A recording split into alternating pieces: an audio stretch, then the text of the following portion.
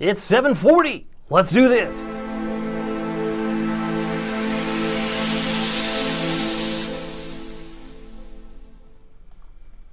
Good evening, Hampton Roads. Good evening, Northeast North Carolina.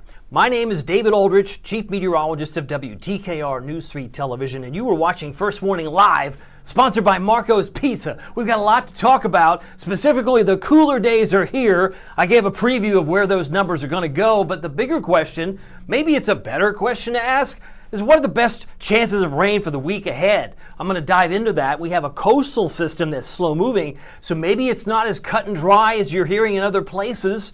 I don't know what other places you'd be looking at, because this is where you're going to get the information, and in a very informative and very entertaining way, I might add. But let me take you to the maps, because what we have noticed, the winds. It's still gusting to 32 miles an hour in Norfolk. It had a peak gust today of 36 at the airport. And we have a gust right now of 25 in Virginia Beach, 25 in Hampton, 28 in Kitty Hawk. And if you look around the region, most everybody's a little breezy. I guess Wallops Island is not participating in this thing that we call a wind gust at this hour, but that's okay. I do have a note from Kim from last week. I think it still fits. It's still appropriate. She says, I hope this is it for the hot weather. I got news for you, Kim. We hit 95 on Saturday. You don't need me to tell you. You knew it was 95, but then it was 75 on Sunday. You mean we dropped 20 degrees in one day? Yeah, we did. What a weekend that was. But now that weekend's in the rearview mirror, because today we hit 78. So 75 yesterday, 78 today. But I get ahead of myself. I'm just showing you some wind gusts. We have some other things to look at the wind forecast. Tomorrow morning, this is 7 a.m. How do I know it's 7 a.m., Aldrich? Because I'm going to underline it right there.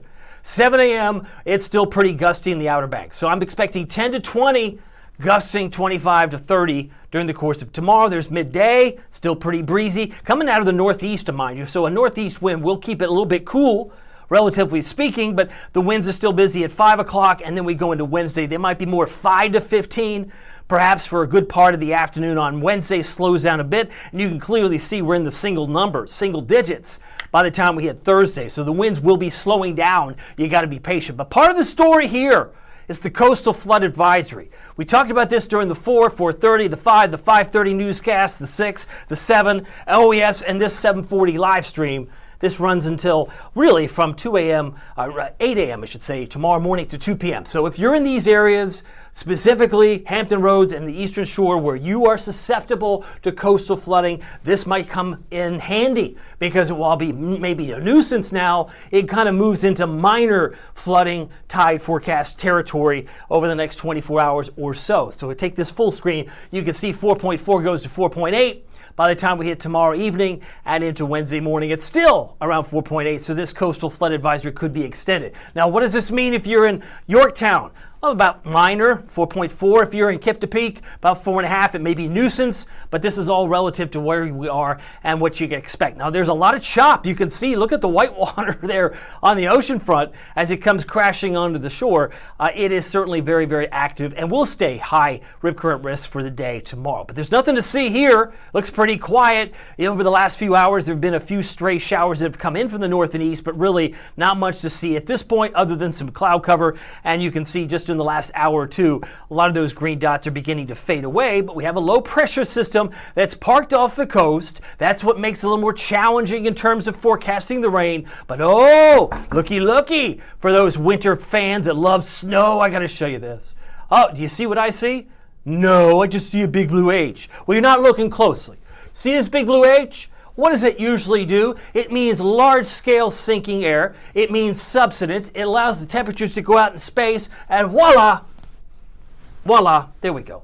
I wanted to get the frost advisories. We got frost advisories all across New York and New England and northern Maine, even north of Puxatawny Phil. They're dealing with frost advisories tonight. You say, well, I'm glad I don't live there. Well, I guess if you did live nearby Buffalo, you'd say it's only September and I got to worry about frost. You do if you're in the Tug Hill Plateau, my friend. That's just sometimes the way it goes. By the way, you know what also goes? Is this awesome pizza delivery. We're doing free pizza again this week. I can't emphasize this enough. This is so cool. If you go to our webpage, WTKR.com/Marcos, you will be entered into a drawing, and we will announce on Thursday the winners. We did it last week. We gave away pizza for a year. What does that look like? A certificate that comes in the mail where you, if you win a large one-topping pizza every month for an entire year, and you use it like a check, like a punch card, right? You go through September, October, and then you'll get free pizza going right into 2026.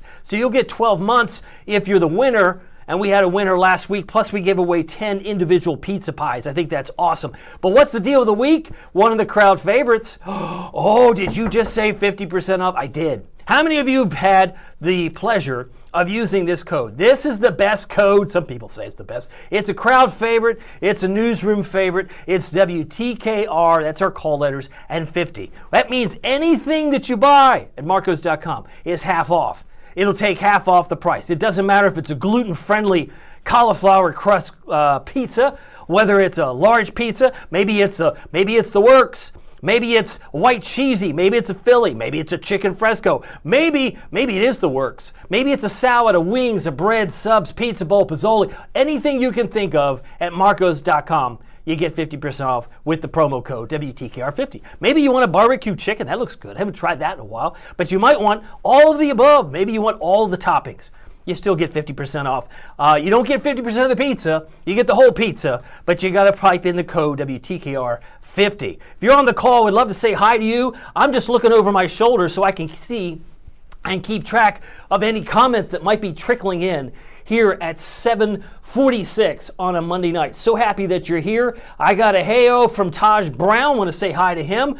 I got others who might be trickling in here. I want to say hi to you. We're talking about weather, and I want to be able to put Taj's name on the screen, because one of the cool things is this is supposed to be as interactive as you want it to be. Meaning you don't have to interact with me, but if you do, I'd like to say hi to you because it's more fun this way. It is more fun this way. And so this is one of the things I like to do. I got a note from Taj. Now, Taj, I don't think, last I checked, I don't think you came in with your new picture. You have still no picture here. I don't know what's going on there, but we got to get your picture because he has no picture. Let's see if I can point to it right there. Can you see that? Yeah, he has no picture in the screen. So you need to put your smiling face. You had it there one time, Taj. I just would love to see you restore that, put it back so we can say hi to Taj Brown. Anyway, as I continue on the big story, right? It's the coastal flooding here, but if you have family in upstate New York, I mean, come on. It's only going to be the 9th of September tomorrow, and they're worried about frost. Frost? That's crazy land. I know, and it's affecting over 80,000 people just in the area north of Puxatawny Phil. Okay, highs today, mentioned it already, 78. And 78, we saw a high in Suffolk. By the way, did I tell you Suffolk? I've got some great pictures that are circulating behind me. But Suffolk has this thing called Taste of Suffolk. It's the 19th annual street festival going on this Saturday. So from like 11 to 5, big party, big food. And then they have like this thing called an after party. I don't know what all that's about, but that runs from like 5 p.m. to 8 p.m. So you could have so much fun in Suffolk. And I've been showing you pictures from other places like Suffolk, Poquoson, Smithfield. You'll see all of them circulating. There's a beautiful picture of Suffolk. So you might have Sleepy Hole Golf Course. That's in Suffolk. So you might have reason to be there. Maybe you live there. It's a great neighborhood. Check it out. They're having a big party this Saturday, and I'm hoping the weather will hold out for you. By the way, 77 was the high today in Franklin, 76 in Newport News, and they hit 76 in Hampton today here on a Monday, the 8th of September. Weather headlines. Look at that surf. Below normal temperatures, highs in the 70s all week. Well, that seems pretty confident. Yeah, it's very confident. Highs in the 70s all week. It's going to be windy again tomorrow. So it was windy today with a peak gust of 36 at Norfolk International. But it should be around gusting about 30 tomorrow as well. And then there's a coastal flood advisory in effect we mentioned run through most of tomorrow, so 8 a.m. to 2 p.m. specifically for tidal flooding. Now, if you're wheezing and sneezing, I don't know if you're getting any bit of a break. I don't know if Mother Nature is still being unusually cruel, but it is medium to high again tomorrow as well as Wednesday. So you might have to do what you need to do to protect yourself and your family if you're in that level of discomfort where maybe you're wheezing and sneezing, maybe you've got a headache behind the eye and you just can't figure out what's wrong with me. Could be ragweed. I don't know. I'm not a doctor and I don't play one on TV, but I can tell you ragweed comes on pretty strong around Labor Day, usually mid to late August, and it keeps on going until we get our first frost. Frost. That's a good segue. You just said frost in upstate New York and Pennsylvania. I did. Now, for them, their ragweed's going to go bye-bye. That's probably like the best news that someone with ragweed allergies, sensitivities, who live in upstate New York, they're probably thrilled because maybe they get a break from the ragweed, but we've got to wait until we get our first frost, which is going to be a while. Temperatures right now, 76 in Hampton. As we approach now 7:49, 71 Portsmouth at 70 in Virginia Beach, 69 in Chesapeake. We have temperatures currently 68 in Ahoskie, 70 in Nags Head, 70 in Manio, while it is 66 degrees in Gloucester. Ooh, I got another note. I believe this is from Kim. Kim kept her picture. Love it. Just a little hint there, Taj. I hope you get that picture up there. I want to see it. Wonderful temps. I'm glad you like it because you know what? This is probably more your speed. It's probably more Denmark's speed because he likes to comment. He doesn't like the hot, sticky weather. I think we're done. I think we're done with the mid-90s. I think we're done with the 90s. The 90-degree heat is now in the rearview mirror for the rest of the year. We had our first one on April the 6th. We had our last one on September the 6th. But I'm going to revisit that coming up here in a moment. Look at the current conditions. Now, these are what we call METARs. Basically, the airport observations would suggest we got either partly cloudy, looks more like it's overcast over Norfolk. And so what are you looking at? I'm looking at this image. Does that look overcast? Looks like mostly cloudy, perhaps over Virginia Beach, more clouds here, and maybe overcast OVC over Elizabeth City. But these are just how it's being depicted. It might be more clear below 5,000 feet in Franklin. But beach forecast tomorrow, make no mistake about it, is another high rip current risk type of day. So maybe it's better just to walk the beach with a cup of coffee. Pumpkin spice, I'm sure, is very popular this time of year. But the winds, oh, hold on to your hat. I saw my baseball hat fly right off my head. It could, it might, under a 20 to even 30 mile an hour wind speed. But water temp's still like bath water. It's 74. Low tide is at 3:36. That's usually around the time the rip currents tend to be at their peak. Tropical activity. Now, this is unusual. Wait a minute. If you're a regular viewer of this live stream, I have been talking about this since May 19th when we did our first episode, if you want to call it an episode. I said, look, around September 10th, things tend to reach a fever pitch.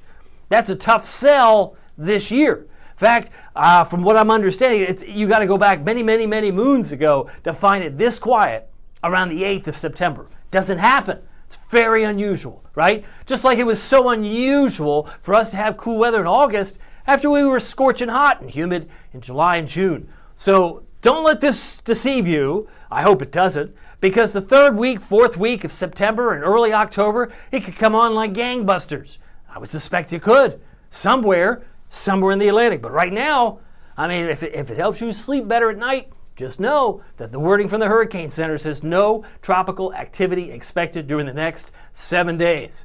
Now, if you look at the Atlantic, there are some thunderstorms out there brewing in red coming off of Africa, but maybe none of these storms are that organized. So something worth watching. But as you know, if you lived here your whole life or just for a fraction of a time, like I've been here a little more than 6 months, I do know because I've lived through in Knoxville, I endured last September Hurricane Helene. I lived through Hurricane Fran up close and personal when I was an NC State student back in the 90s. So I do understand the effects of a hurricane. By the way, hurricane season names, Gabrielle would be the next name on the list, followed by Umberto, followed by Imelda. And we are today just 2 days away from that peak, which is September 10. Really, it might be academic at this point since nothing's going on, but that doesn't mean you can't have some activity down here going into early October. It might be on the downslide, but it may be enough to see something develop right now. We are enjoying some quiet Atlantic activity. What is the record number of major Cat 3 hurricanes to form in the Atlantic in 1 year? Here's a trivia question. Give props to meteorologist Tony Nargi.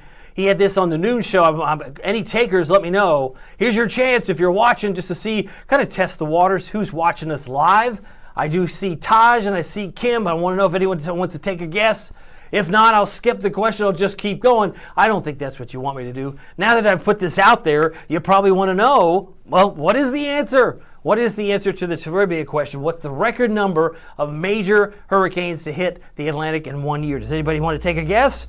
Any guessers? Any takers? I see number... Oh, I got Taj on here. Did Taj just put 11? He did guess 11. And I think Taj is really kind of cool because, if I'm not mistaken, Taj, you're like 3 for 3, right? We've done 3 trivia questions last week and then one tonight. If you get this right, you'd be 4 for 4.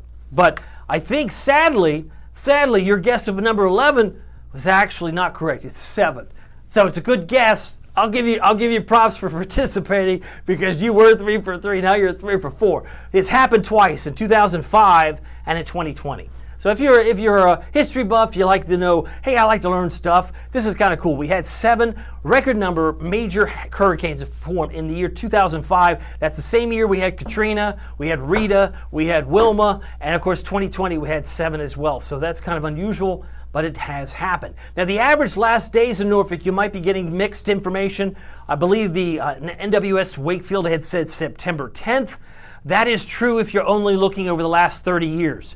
So if you're looking at the last 30 years, we call that the normal. September 10th would be the actual answer. But if you look at the entire record, going back to the 1874 range, this is how we determine September 8th. So whether it's the 8th or the 10th, it's pretty close to now because today's the 8th. We're not going to see 90s anymore. That's typically gone bye-bye. Now, the last 80-degree day will happen usually before Halloween. So if you're a big fan of the 80s, and I don't mean like parachute pants and breakdancing, I'm talking about the 80-degree temperature, October 24th is usually around the last time, and a 70-degree day usually happens the first 9 days in December if you're keeping score. So I just find that interesting. Again, props to Tony and RG for doing the legwork, heavy lifting, and the number crunchy. I got to show you this. Do you remember this month? This was July. We had temperatures in the 90s. We had 12 90-degree days, a total of 10 above normal, 16 below normal. But it was quickly and rapidly replaced with a cooler solution. All these blue squares actually turned out to be much cooler, the coolest in 29 years, going back to 1996. Pretty remarkable. In fact, we only had 2 days at 90 plus when we averaged just 9, so it was a very cool month. And now you look at September, and we had 2 in the 90s. That was Friday and Saturday, but the hottest was not. This is what's remarkable: to hit 95 Saturday, to be 20 degrees cooler the next day. The next day, that's true. I mean, that's where we were, and today we hit 78 degrees, which is remarkable. But I love being able to say hi to you. I got a joke. I have a guess from, it looks like Mr. Johnson there says Javon Johnson's at 11. It was actually 7, but I appreciate you participating. Crystal thought it was 5. We had a couple people guessing 5. But this is what's fun about this platform, is that we can do things that we might not necessarily be able to do during a course of a 3-minute weathercast on television. I got Taj Brown says, when are nor'easters, El Niños more likely to happen or form? Typically, we think of, as I come back on camera, we think of nor'easter season as September to April. So usually when we hit September 1st, if I'm not mistaken, that what we think of as meteorological fall, even though it's usually the 3rd week in September, around the 21st, 22nd, but we hit astronomical fall, which is what we call the autumnal equinox. Equal day, equal night. But we still have had very much hot weather this past Friday and Saturday. Now it's been replaced with cool weather, and we're going to stay in the 70s the rest of the week. But I haven't even gotten to the question at hand. When's the best chance of rain this week? Let me get to that. And I appreciate your patience as I've tried to throw in some other trivia questions and other things to keep everybody occupied. 78 was the high today. The record high comes 2 times. We hit 96 on the 8th of September in Norfolk in 1985 and 1939. So it's a twofer. Those records will stay on the books. And if you look at where I was describing as our 90-degree day journey in Norfolk, it started April 6th and it ended September 6th. So we had 5 months, not every day, mind you, we had a total of a month's worth. We had 31 days. Where are you getting that, Aldrich? Well, we had 1 day in April, we had 2 in May, we had 12 in June and July. These were very icky, sticky days, icky, sticky months, very humid. We had 2 days in August, and we got 2 over the weekend, Friday and Saturday. So that totals up to 31. And we averaged just 36. So we were actually 5 days below average, which is really kind of, when people think back of this summer, if you were out and about for June and July, or if you had a week's vacation in June or July, you would have said this summer was brutal. But if you happened to take your week's vacation, let's say you took a family vacay in August, you might have said it was pretty easy. It was actually kind of cool. I wish it was a little hotter. I mean, sometimes it's just how the pendulum swings. And when you look at the normals, it's July that we typically see 15 days, but we had only 12, and we had 12 in June. But we did get 2 in August, which was unusual, and we did match about average for September. We averaged about 2. But there's the 36.2. That's an average over the last 30 years, and we ended up with 31. So that's how we derive that. But what is remarkable is the 17-day, because this is August 20th. If I'm not mistaken, August 20th was a Wednesday. Correct me if I'm wrong. If you look at your calendar, yes, September 20th was a Wednesday. That was the last time we had any measurable rain. I can't emphasize this enough as I come back on camera. 0.01 you can measure. You can't measure a trace. It's kind of like if you get dandruff. Okay, maybe I get dandruff. Like a little, you can't measure it, but I could see the flakes. There were raindrops the 21st, 22nd of August, but that's not measurable, right? It's being maybe more academic, but there was nothing measurable since the 20th of August. Now, if you go fast forward to this month, we had a trace today, but we had 0.01 yesterday. It was kind of misty, if you recall, Sunday afternoon in around Norfolk and Chesapeake and where you might have been, but we did pick up some measurable rain. So there was a 17-day stretch where we didn't get any rain. Why is this important? Well, for those of you who are maybe concerned about maybe drought, because that's now on the table. We are now talking about drought in the Hampton Roads, Northeast North Carolina. This is kind of unusual, but precipitation, we're over 6.5 inches below for the year. Now that might not seem much, but that's kind of a cumulative thing because we were over 4.25 below normal for August. We're already 1.25 inch and a half below in September. But the driest month, this is why this is weird, the driest month on average typically is February, and it was a bonus month. We had a lot of snow. Some of you remember, February 19th, we got 10, 11, 12 inches of snow. We ended up with rain and melted snow of over 3 inches. So it was a surplus. So it goes back and forth. Again, who keeps track of all this? Usually the hydrologist at the National Weather Service. But what's remarkable to me is the fact we've had only 28.5 inches of rain and melted snow this year, when last year we had over almost 42. We had almost 42 inches of rain, melted snow. I mean, it's the pendulum swings just as far one way as the other. That we had over 13.25 inches of rain additionally this time last year compared to this year. This year's been very, very dry.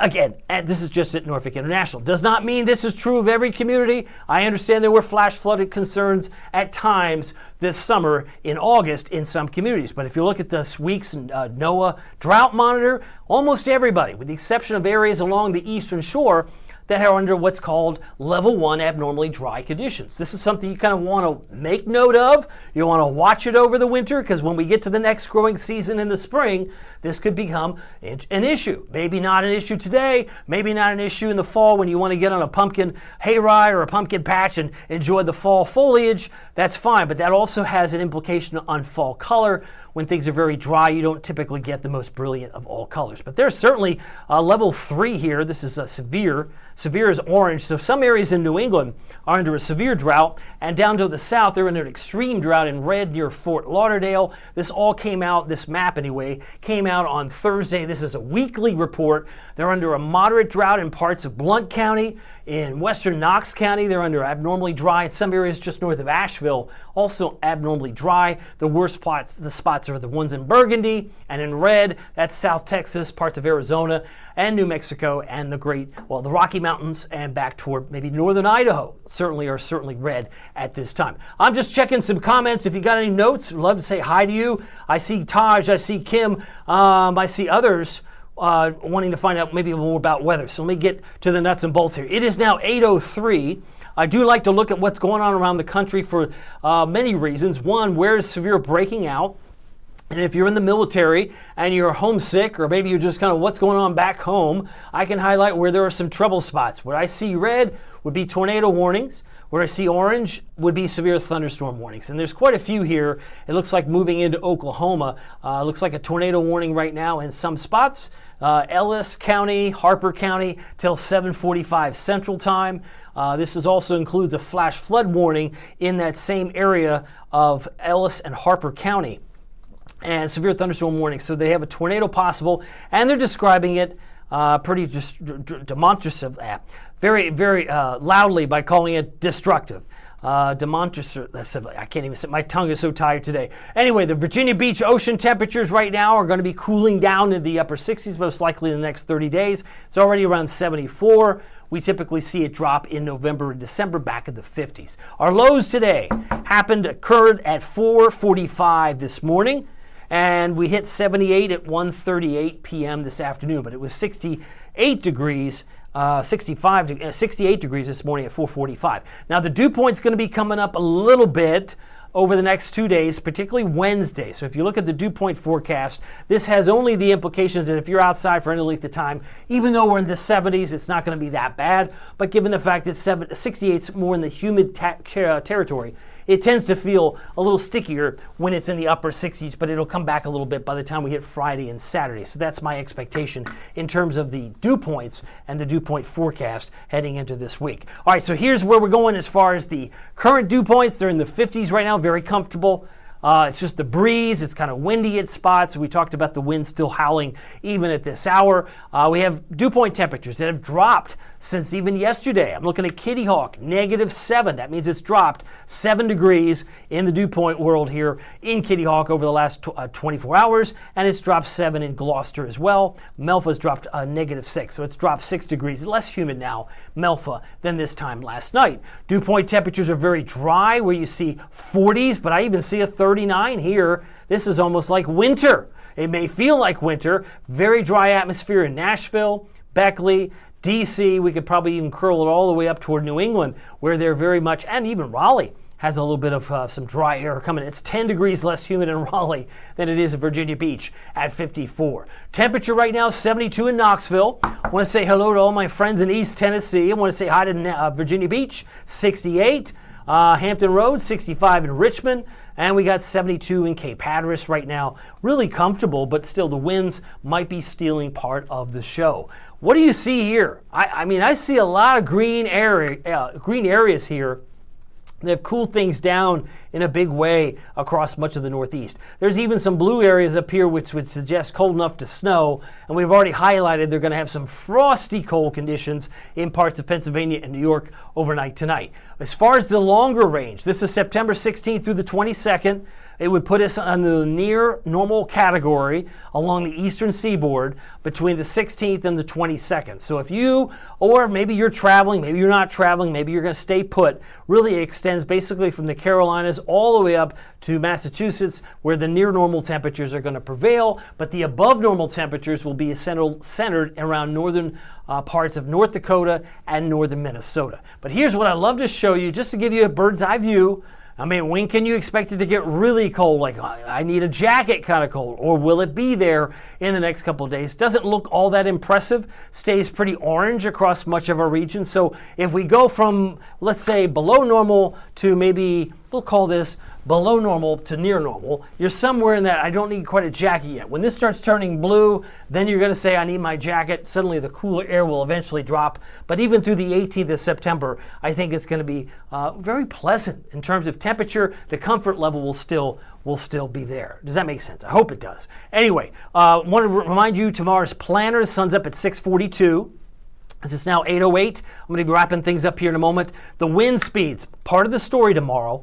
If they bothered you today, they're going to bother you tomorrow. I do have a lot of clouds to start. Then we're going to get some sunny breaks for most of the afternoon. I left a 10% chance of rain tomorrow. That's not a 0, but it's pretty low. And then by the time we hit the sunset now at 7:21, we're losing, our days are in fact getting quite shorter, but cool wind will describe tomorrow to a T.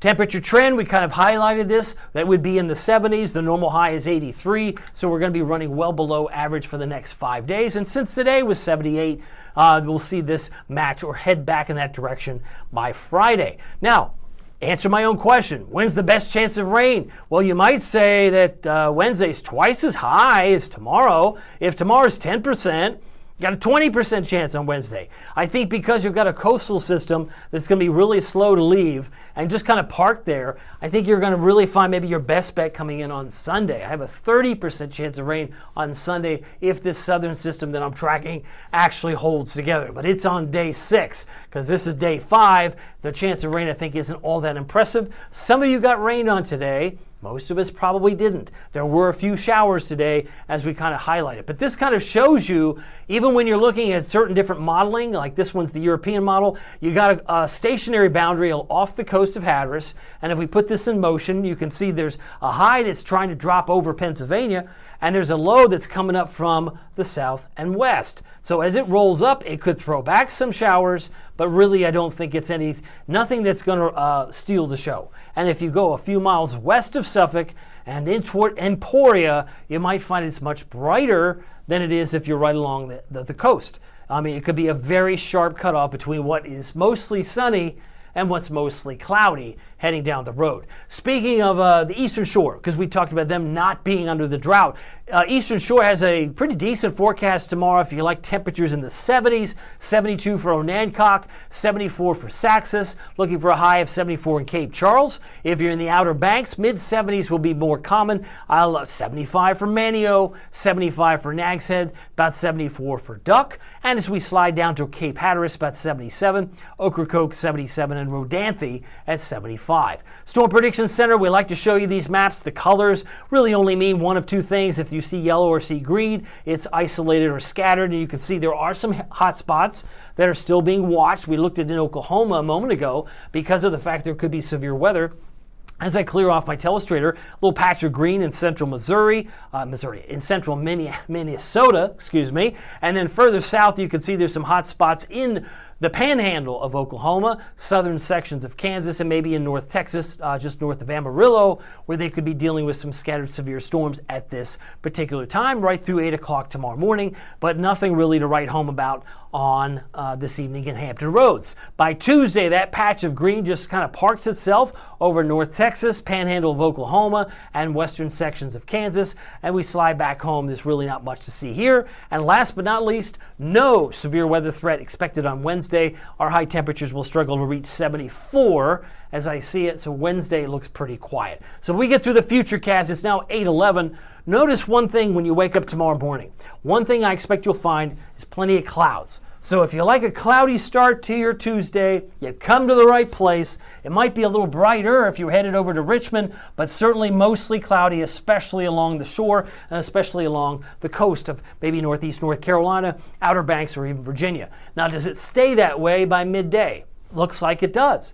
Maybe some breaks in the overcast, but with that 10% chance of rain, some of these green dots may make and reach the ground. Some may not reach it at all. This would suggest it's mostly cloudy the entire day, where other models say no, it'll probably break up. Again, it's all predicated on how that stalled boundary behaves off the coast of Hatteras. Now, tomorrow night, it would appear that a lot of the models want to bring in more rain on Tuesday night and linger here on Wednesday. But not all the models agree with this solution because they think it stays out to sea, and most of these drops may not even come to pass middle of the week. But either still, whether it's a 10% chance tomorrow, 20% chance Wednesday, I don't think you're going to fill very much in the rain gauge or rain bucket. All things considered, you'll be likely to get what you can get. Tuesday morning, we're in the low to mid 60s. I got 57 for Franklin, 57 for Ahoskie, 59 in Gloucester. Look for a low temperature tonight in Smithfield at 62 and 61 in Moyock, Hertford about 63.